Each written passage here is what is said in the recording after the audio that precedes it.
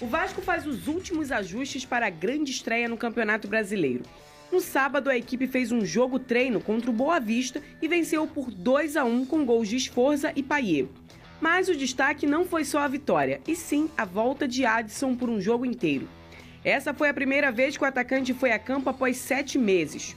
O jogador está fora desde o ano passado após passar por cirurgia.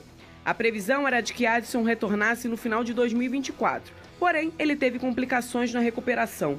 Na última semana, o atleta participou das atividades com o elenco principal pela primeira vez, após a cirurgia, e não se queixou de dores. A tendência é que Carille possa contar com o jogador para a partida contra o Santos.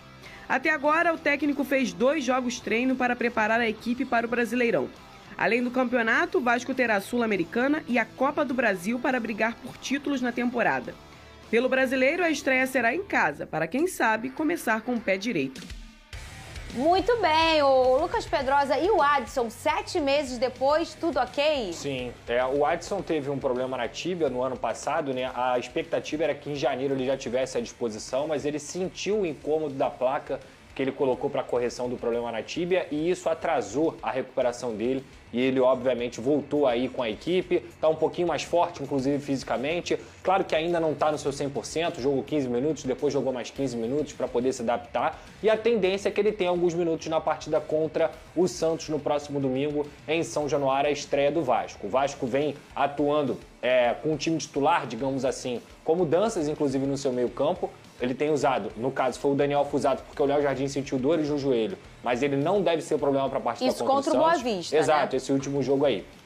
Paulo Henrique, o João Vitor e o Lemos, utilizado como titular, deve ser titular na partida contra o Santos, na lateral esquerda o Lucas Piton. Hugo e a novidade, o Souza, que não estava nem sendo tão utilizado dentro do Campeonato Carioca, vem jogando como segundo volante. Eu não gosto, tá? Acho errado, Pedrosa? Porque, na minha visão, o Vasco tem que ter um jogador de transição e velocidade. O Souza, se fosse para colocar na cabeça do Carille, isso não quer dizer que ele está treinando mal não, tá? Mas eu acho que pro encaixe do time não é a melhor opção. Souza, para mim, se for colocar ele, coloca como primeiro volante, porque ele é mais lento, porque ele tem mais dificuldade, ele tem até um passe bom, mas ele não é aquele cara de transição e velocidade. Então o Vasco vai ficar um time lento, que é uma das coisas que, para mim, não pode acontecer dentro do futebol brasileiro, que hoje tem intensidade. Mais à frente, o Coutinho ainda está voltando de lesão também, então está se preparando para jogar contra o Santos, mas não está 100% ainda. Então ele tem utilizado o Nuno, tem utilizado o Lloyd, tem trocado também com o Ryan. Foi bem o Nuno contra o Boa Vista? Foi bem, ele é muito inteligente. Ele é muito inteligente. Mas, de fato, o Vasco conseguiu vencer o jogo mesmo no segundo tempo.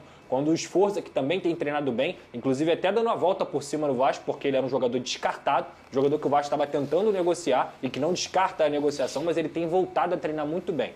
Então, e o Verratti lá na frente.